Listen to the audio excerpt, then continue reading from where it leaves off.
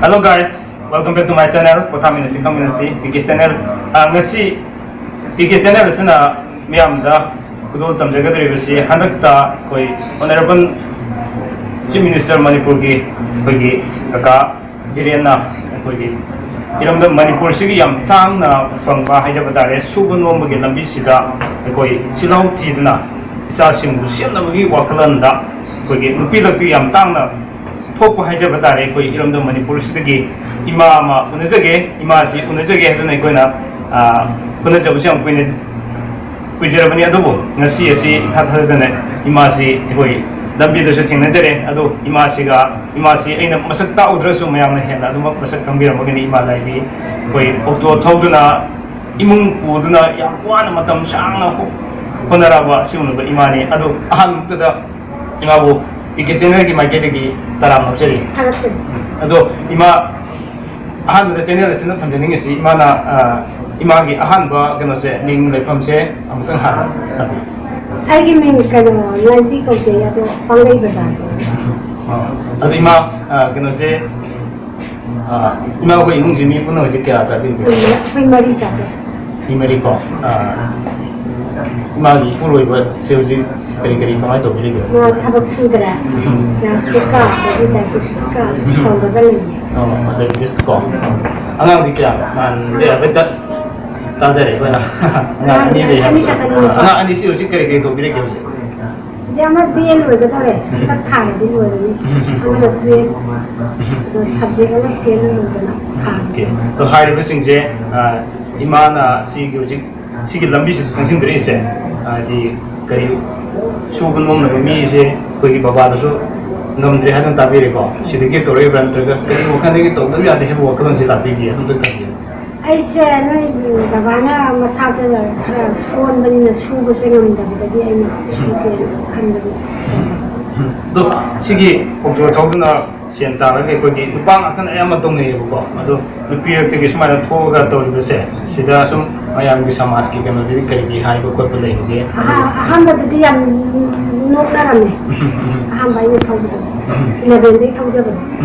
11 12 size ni ya pi ni थाउजि क्या बिना थाउजि दे से yang ना बनी ना वो थाउजि अदुगा आई जेती ni ना सुदि थागत आगे थामो दसो सी थाउर दे हिंगनि हाबे दे एगी वाखन खानजे को नानी से नंगनि जाय जुला इमा मखादान हंजनिंग से सिगी नोंगदा कोई इमुंग क्या मुझे पुछन दे पुन के मुहाय बे दाव याबा निमित्ता दे सिम पुछन दा सुई लै को अदुगा दाव याबा निमित्ता दे साथे संपा सुमाना थावे ठोकरागा जागी बाय काय का साथे संपा यम नवाजे इमा अदो इमाना सुमाना मुझे थोकरे बे सिंसे अतोप तोप लम दे सोय कोई खरे दिन थिंग जब याम तांग फम खरे दे को तो हाय बे सिंसे जो तुम अयामना कोई मपुर नत्रगा मागे पोक मपागुमा असांग नमदो बसी कुमदगी तौदे यादेना चुंथोकिर को ओयेबको अदो सुमाइना सिगी वाखलोन से हानदगी सु आदि इसागी इसाना सुजग हिंजबी वाखलोन से हानदगी सुम दैजिर पर कमाय दोगे आइजु पेसांगे दा खजु बाबा से अंगांग याम पोएबा अंगांग याम बनिना बाबा सिना सुरगा नोमगा थाकछि त खा वा बाइता लेसा लेसा मन Sexu holy, macam-macam mudi lauk pun macam lauk pun, macam ꯑꯗꯣ ꯏꯃꯥ ꯍꯟꯗꯛꯀꯤ ꯑꯩꯈꯣꯏꯒꯤ ꯁꯣꯁꯤꯌꯦꯜ ꯃꯦꯗꯤꯌꯥꯗꯁꯨ ꯑꯗꯒꯤ ꯇꯤꯚꯤ ꯏꯂꯦꯛꯇ꯭ꯔꯣꯅꯤꯛ ꯃꯦꯗꯤꯌꯥꯁꯤꯡꯗꯁꯨꯀꯣ ꯑꯩꯈꯣꯏꯅ ꯌꯥꯝ ꯇꯣꯏꯅ ꯐꯖꯅ ꯊꯦꯡꯅꯈ꯭ꯔꯦꯕ ꯃꯃꯥꯡꯗ ꯏꯃꯥꯒꯤ ꯀꯩꯅꯣꯁꯦ ꯁꯉꯥꯏ ꯄꯦꯄꯔꯗꯔ ꯀꯩꯅꯣꯝ ꯍꯥꯟꯅ ꯊꯦꯡꯅꯈ꯭ꯔꯦ ꯁꯨꯃꯥꯏꯅ ꯅꯨꯄꯤ ꯈꯛꯇꯒꯤ ꯑꯣꯇꯣ ꯊꯧꯔꯒ ꯏꯃꯨꯡ ꯄꯨꯔꯤ ꯈꯣꯠꯂꯤ ꯍꯥꯏꯕ ꯊꯦꯡꯅꯈ꯭ꯔꯦ ꯑꯗꯨ ꯊꯦꯡꯅꯔ ꯃꯇꯨꯡꯗ ꯑꯩꯈꯣꯏꯗꯤ ꯌꯥꯝ ꯀꯟꯅ ꯑꯗꯨ ꯍꯥꯏꯐꯦꯠꯇꯤ ꯄꯥꯖꯍꯧꯋꯦꯕꯀꯣ ꯄꯥꯖꯍꯧꯔꯒ ꯍꯟꯗꯛꯁꯤ ꯏꯀꯨꯏ ꯀꯨꯏꯗꯅ ꯑꯣꯅꯔꯦꯕꯜ ꯁꯤꯑꯦꯝꯅ ꯑꯩꯈꯣꯏꯒꯤ ꯀꯩꯅꯣ ꯄꯤꯕꯤꯔꯛꯄꯁꯦ ꯂꯨꯄꯥ 1.10 lakh ꯁꯤꯁꯦ ꯀꯅꯥꯒꯨꯝꯕ ꯑꯇꯣꯞꯄ ꯀꯩꯅꯣꯁꯤꯡ ꯈꯔꯗꯤ ꯄꯨꯟꯁꯤꯜꯂꯀꯥꯟꯗ ꯄꯤꯕꯒꯤ ꯍꯧꯖꯤꯛ ꯁꯤꯑꯦꯝꯒꯤ ꯈꯨꯠꯊꯥꯡꯗ ꯄꯤꯕꯤꯔꯛꯄꯒꯤ ꯀꯩꯅꯣꯝ ꯊꯦꯡꯅꯖꯩꯑꯕ ꯃꯁꯤꯗꯤ ꯀꯔꯤꯗꯒꯤ ꯈꯪꯕꯤꯔꯛꯈꯤꯕꯅꯣ ꯍꯥꯏꯐꯦꯠ ꯇꯝꯕꯤꯌꯨ ꯃꯁꯤ ꯁꯦꯝꯅ ꯃꯁꯛ ꯄꯨꯔꯥ ꯍꯥꯟꯅꯗꯩꯁꯨ ꯈꯪꯕꯅꯦ ꯈꯪꯕꯗꯤꯀꯣ ꯑꯗꯨꯒ ꯍꯟꯗꯛ ꯄꯨꯔꯥ ꯈꯪꯉꯦ ꯀꯥꯝꯖꯣꯡꯗ ꯅꯨꯄꯤ ꯃꯆꯥ ꯅꯔꯁ ꯅꯨꯄꯤ ꯑꯃ ꯀꯜꯀꯇꯥꯗꯒꯤ ꯊꯣꯛꯂꯛꯄ ꯑꯗ ꯃꯥꯁꯦ ꯅꯨꯡꯉꯥꯏ ꯍꯥꯏꯗꯅ ꯀꯩꯅꯣꯗ ꯖꯤꯅꯤꯝꯁꯇ ꯂꯩꯕꯅꯦꯕ ꯑꯗꯨꯗꯒꯤ ꯔꯤꯁꯥꯔꯆ ꯂꯣꯏꯔꯒ ꯑꯩꯅ ꯊꯤꯖꯔꯤꯕ ꯑꯁꯤꯗꯒꯤ ꯑꯩꯅ ꯁꯦꯝꯅ ꯑꯩꯒꯤ ꯃꯁꯛ ꯈꯪꯕ ꯑꯣꯏꯈꯤ ꯌꯥꯝ ꯅꯨꯡꯉꯥꯏꯖꯩ ꯑꯗꯣ ꯍꯟꯗꯛ ꯄꯤꯕꯤꯔꯛꯏꯕ ꯀꯩꯅꯣꯁꯦ ꯔꯤꯋꯥꯔꯗꯁꯦ ꯁꯤꯅꯠꯇꯕ ꯃꯃꯥꯡꯗ ꯄꯤꯕꯤꯔꯛꯈꯤꯕꯗꯤ ꯀꯩ ꯑꯗꯨꯝ 5,000ꯒꯨꯝꯕ ꯄꯤꯔꯛꯄꯗꯤ ꯑꯅꯤꯔꯛ ꯍꯥꯏꯐꯦꯠ ꯅꯤꯡꯁꯤꯡꯕꯤꯕꯗ ꯀꯗꯥꯏ ꯃꯐꯝꯗꯒꯤ ꯄꯤꯕꯤꯔꯛꯈꯤꯕ ꯍꯥꯏꯐꯦꯠ ꯅꯤꯡꯁꯤꯡꯕꯁꯦ ꯃꯩꯔꯥꯒꯤ ꯑꯩꯈꯣꯏꯒꯤ ꯁꯂꯥꯝꯗ ꯂꯩꯕ ꯏꯃꯥ ꯀꯔꯤ ꯃꯃꯤꯡꯗꯨꯕꯨ ꯃꯩꯔꯥꯒꯤ ꯁꯦꯀ꯭ꯔꯦꯇꯔꯤ ꯁꯂꯥꯝꯗ ꯂꯩꯕ ꯃꯃꯤꯡꯗꯨꯕꯨ ꯑꯩ ꯀꯥꯎꯔꯦ ꯁꯨꯝ ꯍꯥꯏꯕꯤꯔꯛꯑꯣ ꯏꯃꯥꯁꯤꯅꯅꯦ ꯂꯨꯄꯥ 5,500 ꯄꯤꯕꯤꯔꯛꯏ ꯑꯩꯒꯤ ꯒꯥꯔꯤ ꯁꯦꯝꯒꯗꯅ ꯏꯃꯨꯡ ꯃꯅꯨꯡꯗ ꯑꯋꯥꯠꯄ ꯃꯦꯟꯅ ꯑꯗꯨꯒ ꯁꯂꯥꯝꯗ ꯂꯩꯕ ꯏꯃꯥ ꯃꯃꯤꯡꯗꯤꯀꯣ ꯑꯩ ꯀꯥꯎꯖꯈ꯭ꯔꯦ ꯃꯍꯥꯛꯁꯤꯅ ꯑꯩꯉꯣꯟꯗ ꯂꯨꯄꯥ 5,500 ꯄꯤꯕꯤꯔꯛꯏ ꯅꯨꯄꯤ ꯂꯥꯟꯃꯤꯠꯇ ꯑꯗꯨꯒ ꯑꯇꯣꯞꯄ ꯁꯪꯁꯊꯥꯟ ꯑꯗꯒꯤ ꯗꯤꯜꯂꯤ ꯑꯗꯒꯤ ꯀꯩꯅꯣꯗꯒꯤ ꯖꯤꯔꯤꯔꯣꯝꯗꯒꯤ ꯂꯥꯛꯄꯅ 5,000 ꯄꯤꯕ 5,000 ꯄꯤꯕꯤꯔꯛꯏ ꯑꯗꯨꯒ ꯑꯃ ꯄꯤꯕꯁꯨ ꯌꯥꯎꯏ ꯁꯨꯃꯥꯏꯅ ꯄꯤꯕꯤꯕꯗꯤ ꯌꯥꯎꯏ ꯌꯥꯝ ꯅꯨꯡꯉꯥꯏꯖꯩ ꯏꯃꯥ ꯑꯗꯨ ꯃꯔꯛꯇꯅ ꯊꯝꯖꯅꯤꯡꯕꯗꯤ ꯑꯩꯈꯣꯏ ꯕꯦꯛꯒ꯭ꯔꯥꯎꯟ ꯁꯥꯎꯟꯁꯨ ꯈꯔ ꯑꯗꯨꯝ ꯇꯥꯒꯅꯤ ꯃꯔꯝꯗꯤ ꯍꯧꯖꯤꯛ ꯑꯩꯈꯣꯏꯅ ꯂꯥꯛꯆꯔꯤꯕꯁꯤ ꯅꯣꯡꯏꯟ FM ꯑꯩꯈꯣꯏꯒꯤ ISTVꯒꯤ ꯁ꯭ꯇꯨꯗꯤꯑꯣꯒꯤ ꯑꯗꯨꯗ ꯂꯩꯔꯤꯕ ꯅꯣꯡꯏꯟ FMꯗꯣ ꯍꯥꯏꯔꯤꯕ ꯃꯐꯝꯗꯨꯗ ꯑꯩꯈꯣꯏ ꯂꯥꯛꯄꯅꯤ ꯑꯗꯨꯒ ꯏꯃꯥꯁꯤꯁꯨ ꯍꯧꯖꯤꯛ ꯂꯥꯏꯚ ꯑꯣꯏꯅ ꯎꯅꯕꯒꯤꯗꯃꯛ ꯂꯥꯛꯄꯅꯤ ꯍꯥꯏꯔꯤꯕ ꯃꯇꯝꯁꯤꯗ ꯇꯥꯟ ꯆꯥꯅ ꯑꯩꯅꯁꯨ ꯉꯥꯏꯖꯅ ꯂꯩꯔꯤꯕ ꯇꯥꯏꯃꯤꯡꯗ ꯌꯥꯝ ꯃꯇꯝ ꯆꯥꯅ ꯊꯦꯡꯅꯖꯕ ꯍꯥꯏꯇꯥꯔꯦꯀꯣ ꯌꯥꯝ ꯅꯨꯡꯉꯥꯏꯖꯩ ꯑꯗꯨ ꯏꯁꯣꯔꯅ ꯁꯤꯟꯕꯤꯔꯛꯄꯅꯤ ꯈꯨꯗꯤꯡꯃꯛꯁꯤ ꯏꯃꯥ ꯑꯩꯒꯤ ꯆꯦꯅꯦꯜꯁꯤꯁꯨ YouTube ꯆꯦꯅꯦꯜ ꯄꯣꯊꯥꯃꯤꯟꯅꯁꯤ ꯈꯪꯃꯤꯟꯅꯁꯤ PK ꯆꯦꯅꯦꯜꯁꯤ ꯁꯤꯗꯁꯨ ꯏꯃꯥꯒꯤꯁꯨ ꯑꯩ ꯌꯨꯝꯗ ꯂꯥꯛꯑꯒ ꯎꯅꯖꯒꯦ ꯍꯥꯏꯕꯁꯤ ꯌꯥꯝ ꯈꯟꯖꯔꯝꯕꯅꯦ ꯍꯥꯏꯇꯥꯔꯦꯀꯣ ꯑꯗꯨꯒ ꯑꯩꯈꯣꯏꯒꯤ ꯂꯝꯕꯤ ꯂꯣꯛꯗꯥꯎꯟ ꯂꯩꯕꯁꯤꯅ ꯍꯥꯏꯗꯤ ꯀꯩꯗꯧꯉꯩ ꯆꯠꯁꯤꯒꯦ ꯑꯗꯨꯝ ꯈꯟꯖꯔꯝꯕ ꯍꯥꯏꯇꯥꯔꯦ ꯑꯗꯨꯒ ꯉꯁꯤ ꯑꯩꯅ ꯅꯣꯡꯏꯟ FMꯗ ꯂꯥꯛꯄ ꯃꯇꯝꯗ ꯁꯨꯃꯥꯏꯅ ꯊꯦꯡꯅꯖꯕꯁꯦ ꯌꯥꯝ ꯅꯨꯡꯉꯥꯏꯖꯩ ꯑꯗꯣ ꯏꯃꯥ ꯃꯈꯥ ꯇꯥꯅ ꯍꯪꯖꯅꯤꯡꯕꯁꯦ ꯁꯤꯒꯤ ꯊꯕꯛꯁꯦ ꯀꯌꯥꯝ ꯀꯨꯏꯅ ꯇꯧꯈꯤꯒꯦ ꯍꯥꯏꯅ ꯈꯟꯖꯔꯤꯒꯦ ꯑꯗꯣ ꯏꯕꯨꯡꯉꯣ ꯃꯁꯤ ꯑꯉꯥꯡꯈꯩꯅ ꯄꯩꯁꯥ ꯅꯨꯡꯁꯥꯁꯤ ꯃꯔꯥꯡ ꯀꯥꯏꯅ ꯊꯣꯛꯇ꯭ꯔꯤꯕ ꯍꯧꯖꯤꯛꯁꯦ ꯂꯥꯏꯔꯤꯛ ꯂꯥꯏꯁꯨ ꯇꯝꯕꯒꯤ ꯇꯧꯔꯦ ꯑꯗꯩ ꯑꯉꯥꯡꯈꯩꯅ ꯄꯩꯁꯥ ꯊꯣꯛꯑꯕ ꯃꯇꯨꯡ ꯑꯩꯅ ꯉꯝꯃꯤꯈꯩꯗꯤ ꯃꯁꯤꯒꯤ ꯊꯕꯛꯁꯦ ꯇꯧꯒꯦ ꯑꯩ ꯈꯟꯖꯩ ꯑꯩꯅꯁꯨ ꯏꯁꯥꯅꯁꯨ ꯄꯥꯝꯖꯩ ꯑꯗꯣ ꯏꯆꯥꯁꯤꯡꯗꯤ ꯀꯔꯤ ꯑꯣꯏꯍꯟꯕꯤꯕꯒꯤ ꯄꯥꯟꯗꯝ ꯂꯩꯕꯤꯕꯒꯦ ꯍꯧꯖꯤꯛ ꯑꯉꯥꯡꯁꯤꯡꯗꯣ ꯃꯣꯏ ꯑꯄꯥꯝꯕꯗꯤ ꯑꯩꯉꯣꯟꯗ ꯍꯥꯏꯗꯤ ꯐꯣꯡꯗꯣꯛꯄꯗ ꯑꯃꯅ ꯕꯣꯜ ꯁꯥꯟꯅꯅꯤꯡꯉꯦ ꯐꯣꯡꯕꯁꯤꯅ ꯑꯗꯒꯤ ꯑꯍꯟꯁꯤꯅ ꯊꯕꯛ ꯑꯆꯧꯕꯒꯨꯝꯕ ꯑꯗꯨꯒꯨꯝꯕ ꯄꯥꯝꯃꯦ ꯃꯆꯥ ꯃꯁꯨꯗꯤ ꯅꯠꯇꯕ ꯑꯗꯨꯃꯛ ꯐꯪꯕꯁꯨ ꯑꯣꯏꯕꯤꯌꯣ ꯏꯃꯥꯅ ꯌꯥꯝ ꯋꯥꯅ ꯍꯣꯠꯅꯕꯤꯔꯤꯕꯁꯤꯡꯁꯦ ꯃꯇꯝ ꯑꯃꯗꯤ ꯑꯩꯈꯣꯏ ꯍꯥꯏꯅꯕ ꯂꯩꯌꯦꯕꯀꯣ ꯄꯤꯛꯂꯤꯉꯩꯗ ꯋꯥꯕ ꯇꯥꯔꯁꯨ ꯆꯥꯎꯔꯛꯑꯕ ꯃꯇꯝꯗꯤ ꯅꯨꯡꯉꯥꯏꯕ ꯃꯇꯝ ꯑꯃ ꯂꯥꯛꯀꯅꯤ ꯍꯥꯏꯕꯒꯤ ꯑꯍꯟꯁꯤꯡꯒꯤ ꯄꯥꯎꯔꯧꯁꯨ ꯂꯩꯕꯅꯤ ꯁꯣꯏꯗꯅꯃꯛꯀꯤ ꯏꯃꯥꯒꯤ ꯅꯤꯡꯕ ꯊꯨꯡꯕꯁꯨ ꯑꯣꯏꯕꯤꯌꯨ ꯍꯥꯏꯕꯁꯦ ꯆꯦꯅꯦꯜ ꯑꯁꯤꯒꯤ ꯃꯥꯏꯀꯩꯗꯒꯤꯁꯨ ꯊꯝꯖꯒꯦ ꯑꯗꯨꯒ ꯅꯨꯡꯁꯤꯖꯔꯕ ꯚꯤꯌꯨꯋꯔꯁꯤꯡꯅꯁꯨ ꯁꯣꯏꯗꯅꯃꯛꯀꯤ ꯏꯃꯥꯕꯨ ꯕꯦꯁ ꯋꯤꯁꯁꯦ ꯊꯝꯕꯤꯔꯛꯀꯅꯤ ꯍꯥꯏꯕꯒꯤ ꯑꯁꯥ ꯇꯧꯖꯩꯀꯣ ꯑꯗꯣ ꯏꯃꯥ ꯂꯣꯏꯁꯤꯜꯂꯛꯄꯁꯤꯗ ꯌꯥꯝ ꯁꯥꯡꯅꯁꯨ ꯍꯥꯏꯗꯣꯛꯆꯔꯔꯣꯏꯒꯦ ꯑꯗꯩꯗꯤ ꯑꯔꯣꯏꯕ ꯑꯣꯏꯅ ꯁꯨꯝ ꯈꯔ ꯍꯪꯖꯅꯤꯡꯕꯁꯦ ꯏꯃꯥ ꯑꯩꯈꯣꯏꯒꯤ ꯀꯩꯅꯣꯁꯦ ꯍꯧꯖꯤꯛ ꯁꯃꯥꯖꯁꯤꯗ ꯂꯩꯔꯤꯕ ꯑꯩꯈꯣꯏ ꯁꯃꯥꯖꯁꯤꯗ ꯁꯨꯃꯥꯏꯅ नुपा नुपी खाइदोकपगी हाइजब तारेको एनी एवरी फिल्ड नुपा नुपी खाइदोकपगी अनिम ओम खाइदोकपगी नत्रगा समाजनि मिनु मैसा सिगुमबगी लेइबसिंजे सिसा इमागी वखरन मयाम करी पौगे बिबिनिबगी Hujiktina nupa nupi khai nupa na tawsano nupi na tawsano haibagi khai ti matam di oidra nupa disu suminaba nupi su suminaba nupa nupi ani di thongmana na nupi jana na suminaraga masa masu seminaraga nungai ba haibido oida sanu haidana thamoidagi nasa nungai jei ma aduga amatang hangjahogi koima hauji koi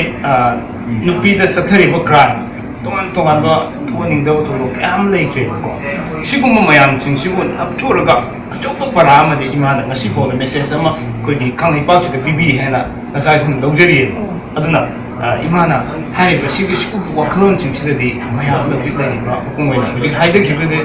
khara budi manare hajab tari ko to batugo ko gi nupi da satari ko crime sing sigum ba nupa na to ko nupi na to ko sida ko gi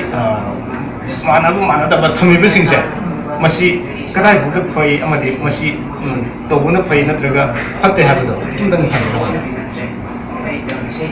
mase nupi da nupa sa thaba khain sa nupi ma su ya ba nupi ma na nupa na hai ba da ya ga ti su nupa da na nam ja nam thi kana ai ma ngai to ga di kham de ko ba nupi nupa ni ya ka ado ima ki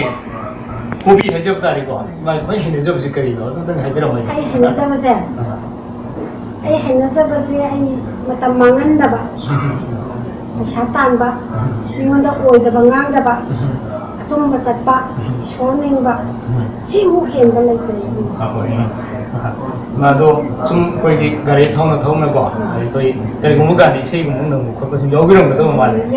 ima la khali pam jo bi sei mu tang 어쨌든 그냥 뭐 그게 채널을 쓰는 거. 그럼 그래도 이마 다가서 그니 아도가 영비고 비월스는 저 이마기 세지 크랑 나 이런 거는 근데요 봐. 아도 이마나 밤새는 건 기비 세이 맞지 않는 건 그런 거 그냥 뭐 이제 에로 ai lai sharing ngi ko jisi to rana leng ba sai sak padi kita normal ko na tin sin na pian ta ko lu ya de 예, 아니 좀 저기 전화 비. la la la la la la la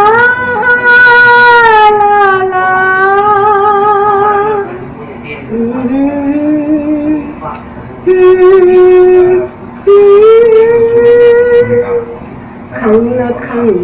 hong te ko kul matam jo kalati ya sakhi katna sai na suna mati lai tanna ki tande mandi khang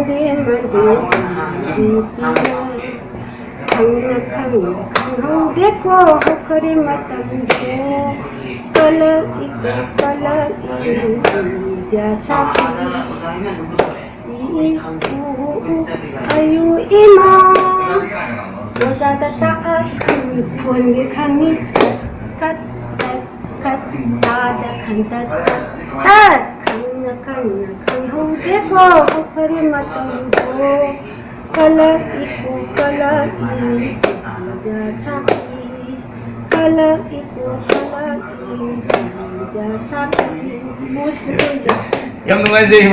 이마시 이세시 ꯌꯥꯝꯅ 하이비ꯔꯝꯃꯦ ꯑꯗꯨꯒ 이세 ꯁꯛꯀ꯭ꯔꯤꯕ 이세시ꯃꯀꯣ 이마ꯒꯤ ꯄꯨꯟꯁꯤ ꯈꯣꯡꯆꯠ ꯂꯝꯕꯤꯗ ꯑꯩꯈꯣꯏꯒꯤ ꯌꯥꯝ ꯃꯔꯤ ꯂꯩꯅꯕ ꯑꯃꯁꯨ ꯑꯣꯏꯒꯅꯤ ꯀꯔꯤꯒꯤ ꯈꯪꯍꯧꯗꯕ ꯍꯥꯏꯇꯥꯔꯦꯀꯣ ꯑꯩꯈꯣꯏ ꯄꯨꯟꯁꯤ ꯈꯣꯡꯆꯠꯁꯦ ꯑꯗꯨꯒ ꯃꯔꯤ ꯂꯩꯅꯕ ꯏꯁꯩꯁꯤ ꯌꯥꯝ ꯐꯖꯕ ꯏꯁꯩ ꯑꯃꯁꯨ ꯁꯛꯄꯤꯈ꯭ꯔꯦ ꯌꯥꯝ ꯅꯨꯡꯉꯥꯏꯖꯩ 이마시 이세시 ꯌꯥꯝ ꯍꯩꯕꯤꯔꯝꯃꯦ ꯑꯗꯣ ꯌꯥꯝ ꯅꯨꯡꯉꯥꯏꯖꯩ ꯉꯁꯤ 이마 ꯊꯦꯡꯅꯗꯗꯨꯅ ꯃꯤꯀꯨꯞ ꯑꯃꯇꯪ ꯑꯣꯏꯔꯁꯨ ꯑꯩꯈꯣꯏꯅ ꯎꯅꯕꯒꯤ ꯇꯥꯟꯖꯥ ꯐꯪꯖꯕ 이마 ꯃꯆꯥ ꯑꯩꯈꯣꯏꯅ 이마ꯕꯨꯁꯨ ꯃꯇꯝ ꯈꯨꯗꯤꯡꯃꯛꯇ ꯄ꯭ꯔꯖꯥ ꯃꯌꯥꯝꯒꯤ ꯁꯦꯕꯥꯁꯤ ꯃꯇꯝ ꯈꯨꯗꯤꯡꯃꯛꯇ ꯇꯧꯕ ꯉꯝꯕꯤꯌꯨ ꯍꯥꯏꯕꯁꯤ ꯉꯁꯥꯏ ꯑꯩꯈꯣꯏꯅ ꯏꯁꯣꯔꯒꯤ ꯃꯐꯝꯗ ꯊꯧꯖꯖꯔꯤꯀꯣ 이마